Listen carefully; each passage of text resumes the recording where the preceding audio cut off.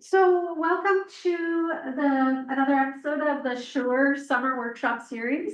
Thank you for joining us again today. I'd like to thank Dr. Trevor Batters for being here and imparting some knowledge with us. Can everyone online hear us okay? I just want to check. Yep, they can. Yep. Perfect. I'll leave it up to Dr. Batters to go ahead and introduce himself, and we'll go from there. And please, if you haven't helped yourself to snacks and drinks for those in person, help yourself while he's talking or now or on your way out. Thanks. Great, thank you.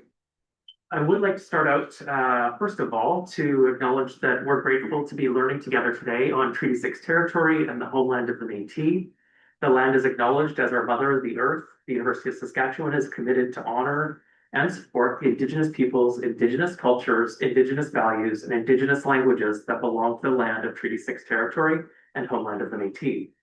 The University of Saskatchewan is committed to working towards mending colonized lands and protecting the land in a way that demonstrates honor, respect, and love. The University of Saskatchewan extends this commitment to the land and treaty territories, Treaties 2, 4, 5, 6, 7, and 10, that constitute Saskatchewan, the Swift Current in Cree and Saulteaux, and all Indigenous people that call Saskatchewan home. We are born to the land, and the land claims us. So today, I'm going to give you an overview of responsible conduct of research. Just by way of context, to introduce myself and the team that I work with. Our responsible conduct of research team right now is currently made up of 4 of us who provide oversight of responsible conduct of research. And I'll talk more about what that means and what that is.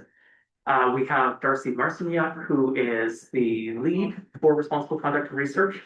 He's also our Associate Vice President of Research. We have Trevor Crow, who is our Research Integrity Officer and also currently the Acting Dean in the College of Agriculture and Bioresources. We have Diane Martz, who works as a Senior Advisor for Responsible Conduct of Research. And me, Trevor Batters, I am the Director of Responsible Conduct of Research. So I am the only full-time person working in this space. And just by way of background, I'm a long-time university employee. I'm relatively new in this space in the last year. I'm actually an accountant by training, so kind of a bizarre pathway here. But I recently finished a PhD studying the university itself. And as I was finishing the PhD, I thought, I want to stick around, better connected to the research space rather than being an accountant on campus, and shifted over into this work to work alongside researchers. To give you a bit of context, I'll talk a bit about research integrity, responsible conduct of research at the University of Saskatchewan, and we'll look at some illustrations and examples to try and make a bit of sense as to some of the framework that I talked about. And by all means, if there's anything along the way that you in the room want to jump in and ask questions about, or any of you online, please feel free to do so. Unfortunately, this is going to feel like a lecture, but it doesn't have to be. As I get to the example part, it might be, hopefully it'll be a little more interactive. I like to talk about responsible conduct of research as being about research integrity. And so the objective is to create a sense of values informed by honesty, fairness, reliability, skepticism, accountability, and openness. Objectivity is also in there, but objectivity has some complexities depending on the field you study in spaces like I'm a social scientist.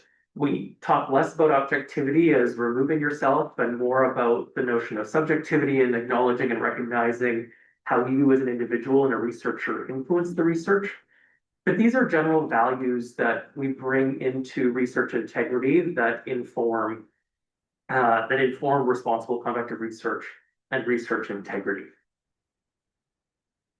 To give you a bit of context as to where this comes from, the tri-agencies. So those are the three government funding agencies, if you haven't heard of them. So the CIHR, Canadian Institutes of Health Research, NSERC, the Natural Sciences and Engineering Research Council, and SSHRC, the Social Sciences and Humanities Research Council. They're the main three government funders of research, and there is a secretariat, as they call it, that oversees responsible conduct of research and research ethics. They have a framework that they have in place around responsible conduct of research that requires all researchers who are applying for their grants or doing research using that money to abide by this framework. And in that framework, what I want to highlight is it expects anyone who conducts or supports research throughout its life cycle are responsible and sort of embedded in this framework and accountable to this framework. So it is never just about actually working on the sort of coming up with a research question or the active work of research or writing up a paper. It's the entire life cycle of research, from coming up with a concept to building that out into a research plan, into doing the research itself, into synthesizing the information, into the publication of that, and even the ongoing ensuring that publication continues to sort of hold up. And so that entire life cycle, and anybody who supports research or is involved in that research does connect into and have accountability under this framework. And this framework informs our university policy. And so there's an expectation that awareness, morning, come on in, awareness and application of established professional norms, as well as values and ethical principles that are essential in the performance of all activities related to research. And again, you can see in their framework, they have some of these same values articulated around honesty, fairness, trust, accountability, and openness. So from this framework, we inform our University of Saskatchewan responsible conduct of research policy. And so that is the piece that gives sort of accountability to all of us involved in research to abide by this policy. So this policy applies to all university members involved in research in any capacity whatsoever. So that encompasses a lot of people on campus, encompasses students in undergraduate programs who are connected to research, individuals working as research assistants. Our grad students get sort of caught up in that because they are doing research, and most of our faculty on campus, as well as administrators. And so by definition, university members is very broad reaching. And so those participating in research at or under the auspices of the university. So this then goes off to list a whole bunch of people who may fit into that category. And what is important to note is the under the auspices of the University of Saskatchewan means that accountability extends beyond the time that people are learning and or working at the University of Saskatchewan. So if we have a student who's published an article, published something while they're a student at the University of Saskatchewan and they leave and something comes up, an allegation is made against that publication, that is something that would be investigated and inquired into under this policy, even if the student is no longer here, because that research was done under the auspices of the university. So that is something many people are unaware of who work with research, both our faculty researchers as well as students, graduate students who are doing research, and even undergraduate students who are doing perhaps an honors program and writing a thesis, that these things get captured up into this policy. So having sort of given that framework, what I would want to highlight now is just a couple pieces of the policy that are important to be aware of when we're engaging with research.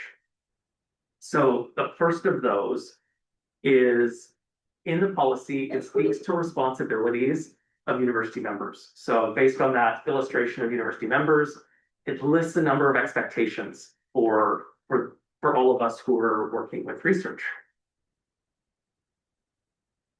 The ethical and safe conduct of research. Some of these seem obvious, but are helpful to have articulated, and these are all within the policy if you were to look that up. This is an important one for our faculty and our researchers on campus, that they are responsible for mentorship, training, supervision of students, trainees, and research staff. So there is an accountability for our faculty and our research leads to ensure that all the people working on their projects are well trained and mentored in research practices. Because if there are issues that happen with the research that come through our policy, that it puts them at risk for not having met these responsibilities. There's an expectation of scholarly and scientific rigor and integrity in data management and stewardship, as well as the publication and reporting of research. So kind of the full life cycle of that research work.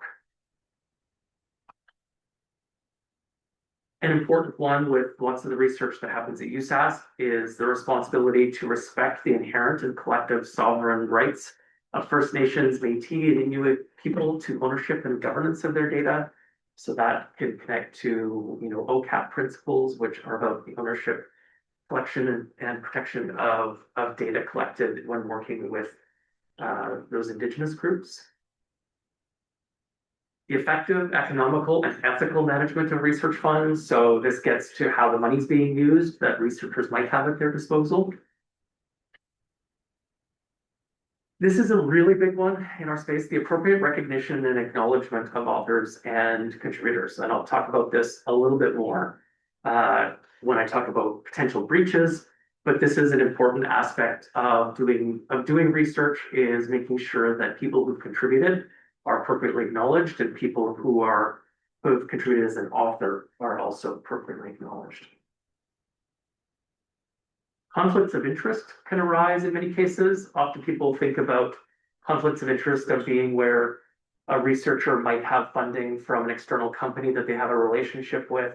But the conflicts of interest can arise in a number of different spaces, including who they bring on as members of their research team and other relationships they have with them, the way data is collected. Many aspects can interfere from a conflict of interest perspective. And one of the obligations that all members of the university have is, if you are aware of potential breaches of the policy, there's a responsibility to report those to the Associate Vice President of Research.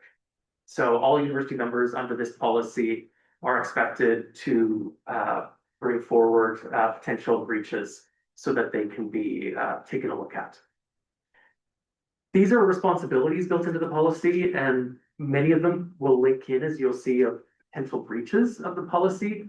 But in addition, some of these are more general that just describe good research practices. And there are times that when I talk about breaches right away, something that may have happened in research doesn't directly fall under one of those breaches, but might actually be a breach of responsibilities.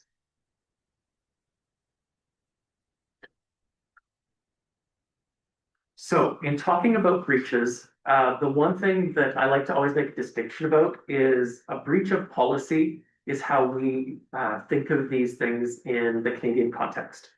So in other countries, and in particular in the US, they will speak of research misconduct.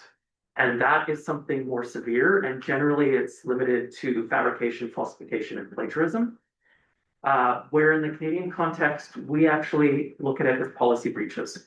And so it is possible to breach a policy by accident, by making an honest error, where research misconduct tends to involve intent. So in the Canadian context and for USask, intent is not a factor in determining whether there's a breach. Intent can be a factor in determining what the consequences are, but it is possible to breach the policy and for us to do an inquiry and or investigation under the policy without there having been intent. And so it's possible to make a mistake, and we would go through that process through our responsible conduct of research, and it becomes at the consequence stage of determining, what should happen as a result of this breach, where intent would come into play. So breaching the policy doesn't mean that somebody's done something willfully or necessarily bad. It does mean that there's a potential breach, and we would have to work through the process to remediate. So we have a number of specific categories of breaches. The first two I like to group together because sometimes it's hard to distinguish one from the other, and those are fabrication and falsification. So fabrication is making up research, probably in today's world where this is popping up, is people using Gen AI to come up with research documents and ending up with fake citations or fake references where it's or identifying some kind of a research document, a research publication that doesn't exist. So we're seeing that, but this can also happen where someone creates and makes up research data. Where falsification is usually changing research records in order to achieve a specific outcome or desired outcome of the research. So one is kind of making up data, the other one is changing and falsifying the data to reach a specific outcome. However, sometimes it's hard to tell which is which between those two.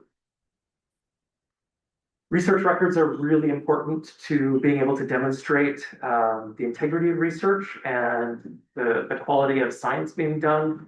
There's lots of work being done around open science where researchers are encouraged to make their data publicly available as well as their methods, sometimes code they're using. And so destruction of research records would be considered a breach.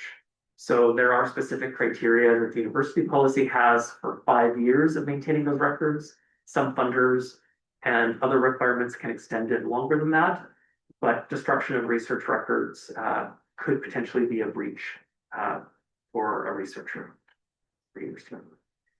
Plagiarism is probably the most obvious one. The thing that I like to highlight here is most people think about plagiarism in the sense of copying text and bringing text forward. Probably what's more common in our space around research is taking somebody else's idea and claiming as your own. And so it might be using information or a conclusion from somebody else's research and not appropriately citing them, as opposed to necessarily just using their actual direct text or quotations. Redundant publications. This can occur where a researcher will undertake breaking their research up into smaller pieces and publishing it in small segments. There are times where that makes sense from a large research project where there's kind of new branches of the research happening, but is problematic when researchers are kind of taking the same findings and publishing them in different formats. One space where this happens, I don't think it's happened here, but internationally, some people have taken papers in one language and then taken them and translated them and republished them in a different language as the same paper. The authors have just done both, and that would be considered very much a redundant publication. Authorship and acknowledgement. These are a growing space of concern in our responsible conduct of research, and something that has probably the most opportunity for our campus community to learn from.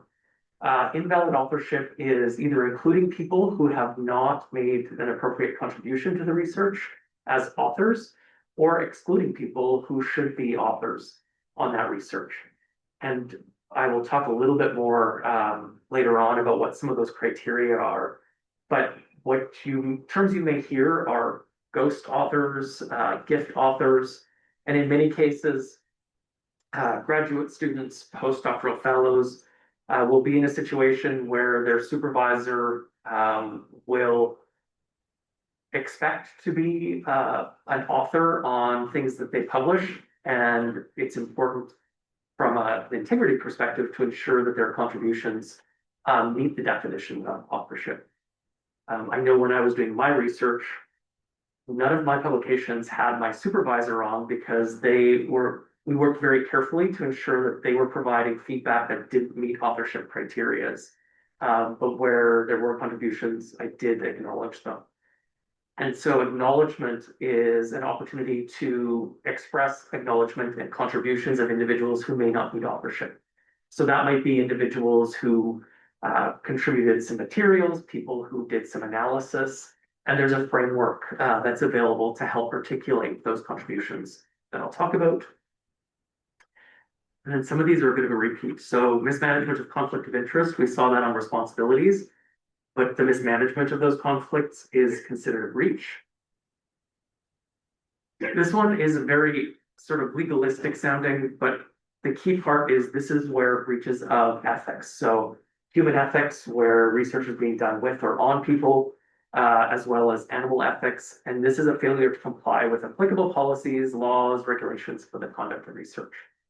So we don't have a clear specific one about a breach of ethics, but in the Canadian context, we have the Tri-Council TCPS2, and for some reason I can't think of what the PS stands for, but there's a graduate students would be required to, who are doing research on humans would be required to have this TCPS2 around ethics for research and being able to demonstrate that that sets some obligations around ethics that could be breached under this specific section. Almost through the sort of boring illustrative part. Misrepresentation in a funding application or related document. So this is where researchers may misrepresent information when they're applying for grants. Mismanagement of funds, we kind of saw that showing up as well in the responsibilities. And the last is breach of tri-agency review processes, and this is very specific to tri-agency, those government funders, and requirements they have for individuals who are currently under investigation under the policy required to withdraw from review of tri-agency grants. So that's a quick crash course overview of the policy.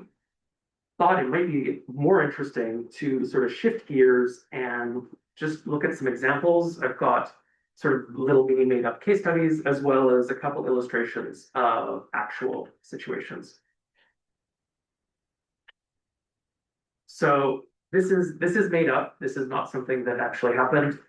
But in this example, Dr. Jansen hired Joey as an undergraduate research assistant to help with a literature review for a grant proposal.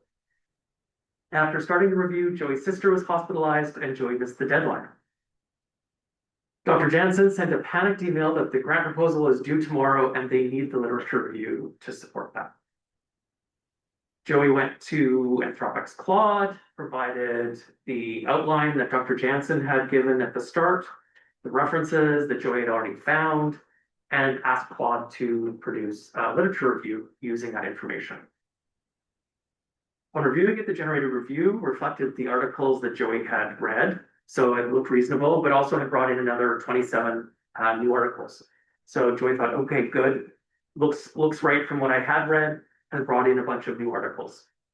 Joey then sent that to Dr. Jansen, but because the timelines are so short, Dr. Jansen had worked with Joey, knew Joey was a top student, so didn't really review the literature review that closely, added it into the grant. And then 3 months later, Dr. Jansen was notified that the grant proposal was declined when they noticed there were fake citations within the proposal that were likely linked to that literature review. So having been given that situation, I'm curious what potential breaches, and I've put on the screen here the responsibilities and the specific breaches. And there's probably more than one. Which do you think might have occurred in this example? If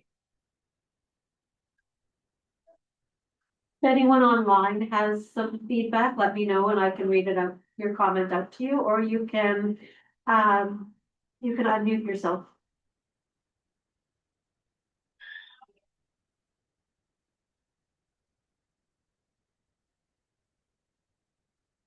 Go for it. You did mention earlier that this could be fabrication because of making up stuff. Great example. That fabrication would have been using Claude and not having validated the information that's provided there. Fabrication would likely be one of the breaches. Who do you think might be accountable for fabrication? The research assistant. And potentially the researcher too. Yeah, something like that too. So the research assistant was probably the one who did it, but because the researcher then included that in the proposal, they kind of get caught up in that web as well. other potential breaches you might see that either Joey or Dr. Jansen may have caused. I'm not sure. What counts as misrepresentation in a funding application? Because this was application for trying to put agency funding, right? So. Yep, that misrepresentation probably would also be an issue because that literature review was being represented as part of the research work, and now they're finding out that that wasn't part of their research work. So I think that would be right. I would agree that would be something that would likely be a potential breach too. You have someone online who is agreeing with Jay as misrepresentation and someone who's suggesting I. Which is failure to comply with applicable policies, laws, or regulations for the conduct of research. Interesting. I have to think about that one. I could certainly apply if there were ethics that were going to be applicable on this grant. I is a bit trickier in the sense that it does articulate in the policy, which I didn't put on the screen, some specific requirements, but I could come into play if there are ethics aspects to it for sure, if there were elements that were inaccurately articulated there. Probably wouldn't be the top of the list, but it certainly is a possibility. Lots of other. Inadequate acknowledgement. Yeah, if they did not articulate that Joey had contributed to it, that would be, and then potentially in here, this is where it's getting tricky. The use of AI comes into play as well. And this is one of those ones where the standards of the funders are not keeping up with sort of the evolution of the tools that are available. I think currently, if I remember correctly, Tri-Agency allows for the use of AI without specific requirements around acknowledgement. However, not acknowledging the use is generally considered problematic because many of the logic sort of being applied to the use of AI research is often transparency. So transparency in how it's used, ensuring validation is done to make sure that the outputs are reviewed and validated for accuracy, since the accountability and authorship most publishers have agreed authorship cannot be assigned to AI. So AI cannot be an author. And so then being able to articulate clearly how Gen AI and LLMs and other AI-based tools are contributing becomes an important disclosure. Any other ones that jump out at you? The mentorship, training, and supervision. Yes, that is A it. big thing there. There was a big deadline. Joey had a thing that happened that would have had to be communicated, and they could make arrangements to like reassign work or, and deadlines happen in research. But like for doing stuff right before deadline, that often gets more tempting to do things like this because we don't have time. We don't have time to check.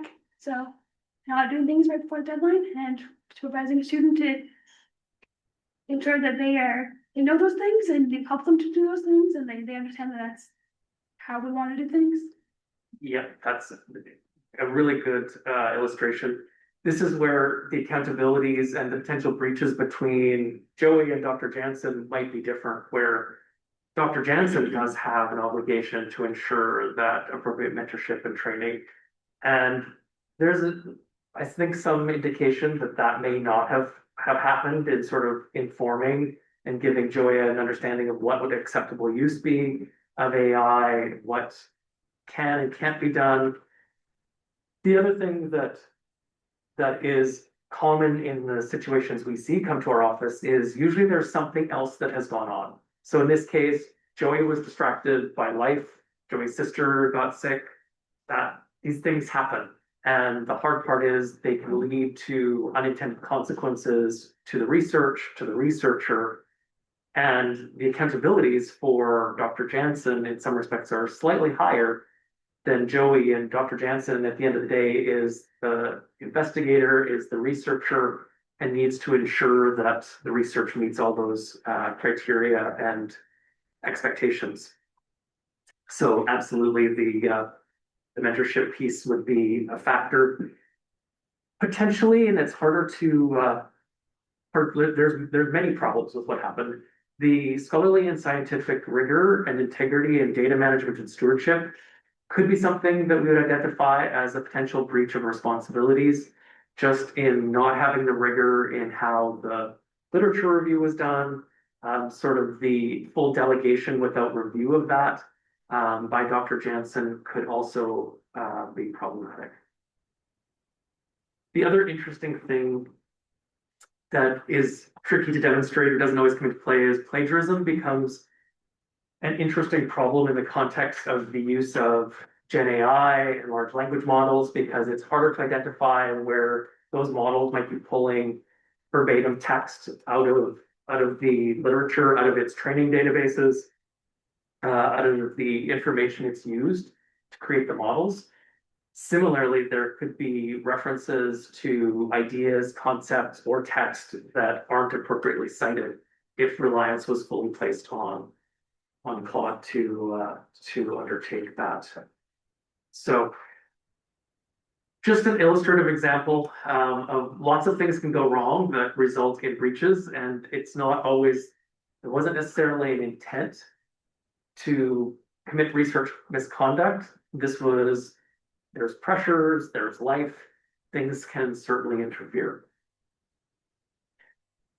I'm going to switch gears now and just walk you through an example of a real life thing that is public that happened at USask. So generally, the work we do in responsible conduct of research is highly sensitive, highly confidential, and we never talk about the cases we encounter. So what I'm talking about is not necessarily a case from responsible conduct of research side of things, but the public conversations that happened around Dr. Kishore Wasan. In 2014, Dr. Wasan was appointed the Dean of Pharmacy and Nutrition at the university. So he was the dean. While dean, he and his co-authors published a book review, a checkup on Canada's health system, published in the Lancet, which is pretty high profile journal. So that's, becomes something that is recognized, something that goes toward things like merit and recognition for our researchers and faculty. Then in 2018, shortly after this was published, Dr. Wasan was announced as the next dean of the School of Pharmacy in the University of Toronto. And before becoming dean, that publication ended up being retracted.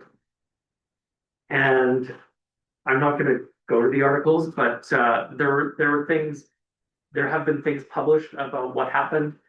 So in the Varsity, which is, I believe, a U of T publication, they talked about the withdrawal of Dr. Wasan's candidacy as dean. So he stepped down and did not become the dean of the School of Pharmacy at U of T. And then there was also at the same time a journal was preparing to publish a special article that was honoring Dr. Wasan, and that the publisher withdrew that publication. And it turned out the issue that had arisen is after that book review was published, it was identified that they had plagiarized some text from a different book review that was done by, I forget which, sort of I think it was a Globe and Mail book review that had been done by a fairly well-recognized Globe and Mail contributor. And they acknowledged that, yes, they had unintentionally plagiarized this through their editing process. There had been a citation to that book review that got removed or deleted. And so they had not appropriately cited and or referenced that content that was taken from that other book review. And as a result, the Lancet retracted that book review. And for Dr. Wasan, there were a number of consequences that emerged from that. So this is a very public example of the kinds of things that can happen without a lot of intent that can have really negative consequences for individuals. And it got a lot of sort of attention across across the country, and Dr. Wasan was recognized as a fairly recognized researcher in his field. And I think this has certainly changed the trajectory of his career. And it was over a book review, so not even greatly impactful research, but something that would not have had a huge contribution despite having been published. So this is an example that, for those of us who've been at the university for a long time, are aware of. It's something that got a lot of attention in not so great ways, both for the University of Saskatchewan, but also had implications for the University of Toronto. And, you know, by the telling of Dr. Son, you know, it was an honest error. It wasn't an intent to sort of mislead or defraud. So it's important to recognize that those things have implications, and it sort of behooves all of us involved in research making sure that the information we're involved with is treated in ways that have integrity and some thought to them. I'm going to take a few more minutes and talk about authorship before looking at a couple examples around authorship.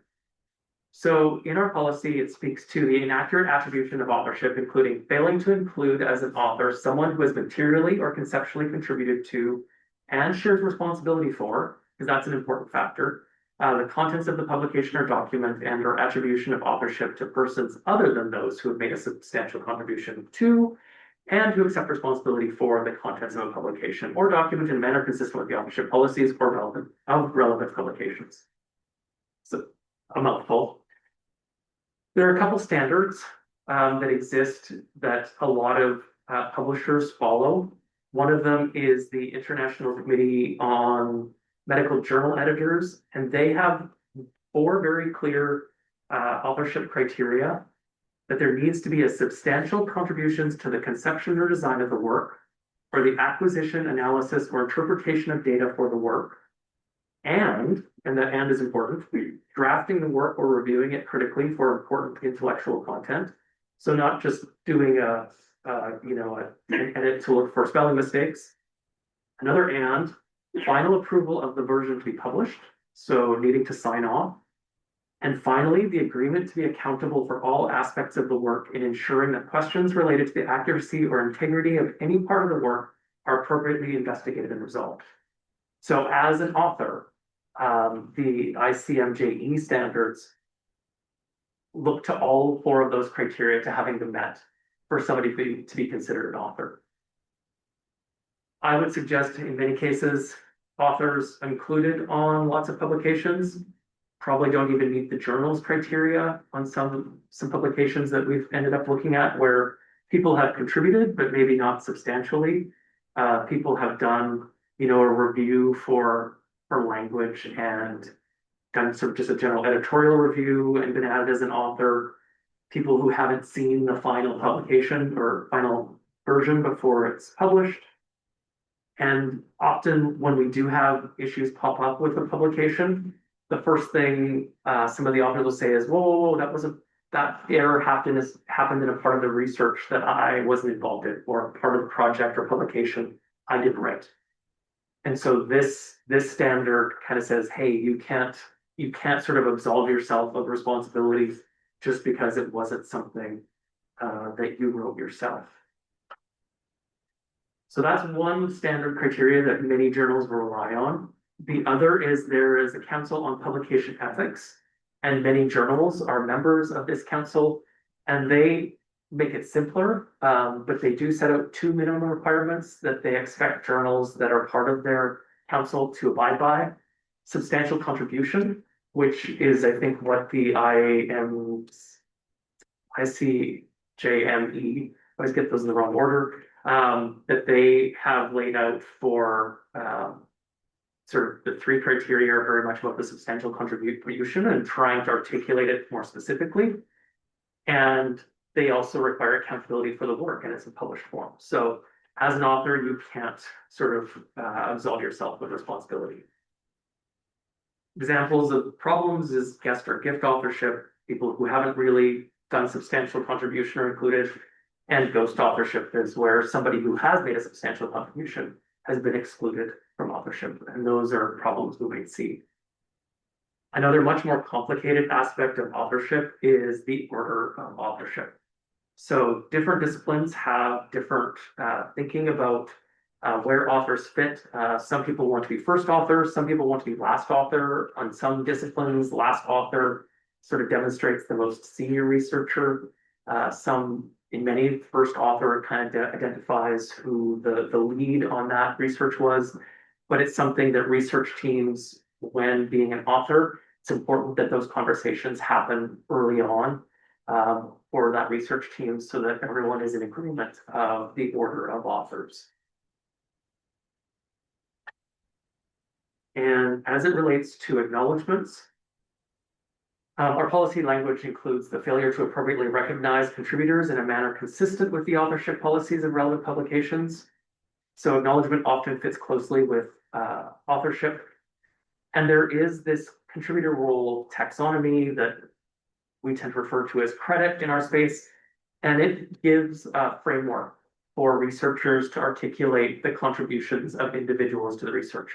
So there's a list of all the different categories, and often what you may see in a publication is indication of a contributor and or an author, and it'll indicate that they were involved in conceptualization, analysis, investigation, and writing.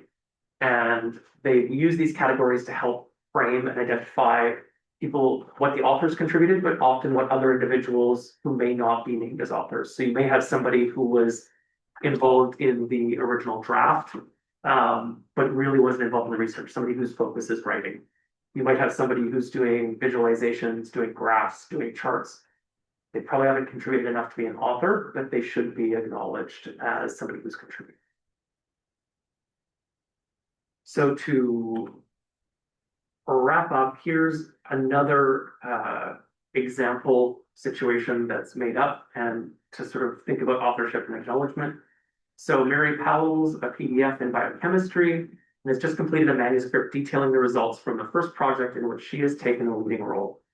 Focus of her project has been to discern the ways in which humans metabolize sulfites, a class of chemicals commonly used to preserve wines and dried fruits. Although she developed the rough outline of the project on her own, she owes much to individuals both inside and outside her lab. And so here is a list of different contributions, and I'm curious about your thoughts on whether this might be authorship or acknowledgement. So a toxicologist specializing in food additives at another university shared his previous work on the in vivo activity of sulfites. This information allowed Mary to choose the ideal animal model for the experiment, the Abyssinian field mouse. Think this meets authorship requirements or more aptly an acknowledgement? We're all on. I think this was probably acknowledgement because it's like something that you'd probably cite. It's previous work that informs new work. So yeah. I would agree. In this case, the contribution to the research and the undertaking of kind of new ideas would not have been a substantial contribution, but would have been part of foundational for the methods and those aspects of the research undertaken. I would agree, acknowledgement would be probably the most appropriate treatment here. Here's another example. A highly experienced technician in the lab gave Mary advice on modifying an assay he had been using, which finally allowed her to successfully measure sulfite metabolites in mouse urine. This technician also assisted in writing up the methods section of the paper. So it might be a little tricky.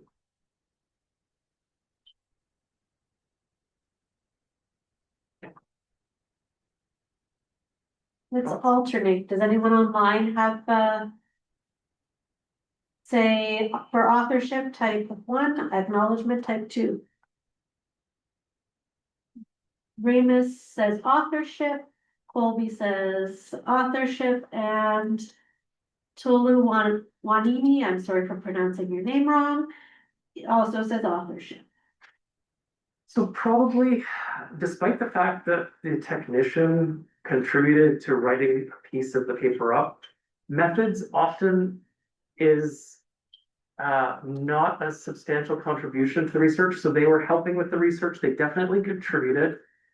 But unless they were writing up and involved in the sort of research and the contribution to the research, this probably leans a bit more toward acknowledgement. We probably want to know a bit more information to potentially figure out if there is authorship here. The tricky part is, you know, when they're writing and providing some of that, their skill and knowledge, there's a default to thinking about authorship.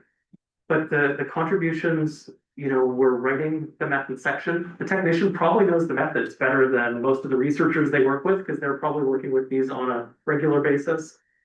And their advice, again, probably helped with the research, but maybe might not have been a substantial contribution.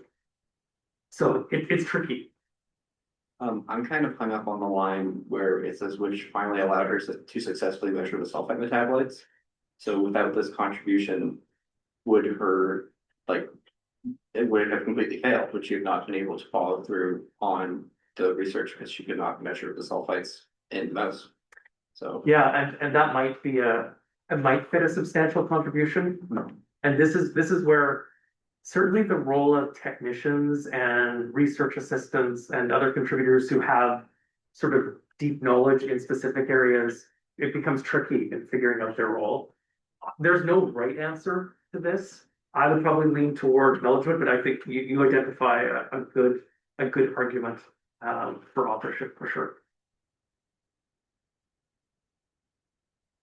Mostly this is kind of demonstrating it's not as straightforward as we might think on the surface. In this case, an undergraduate student collected most of the urine samples and conducted the assays yielding the data. Thoughts on acknowledgement versus authorship? Colby says one. Authorship.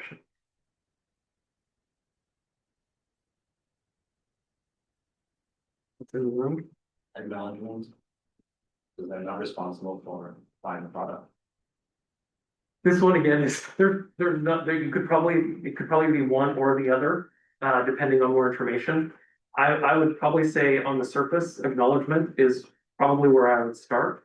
If the undergraduate has then contributed to the analysis of the research, the collection of the data, probably and conducting the assays, that isn't necessarily authorship on its own. But if they were then involved in synthesizing that data and helping do analysis and contributed as well, potentially to rating, there definitely would be an argument for authorship. So none of these are cut and dried, or there isn't necessarily a right answer.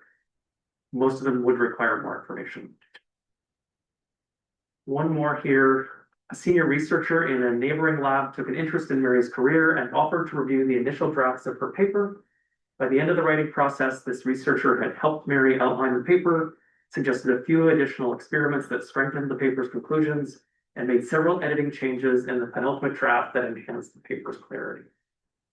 So, as you may have gathered, there isn't a clear right or wrong answer, but I'm curious which way you might lean.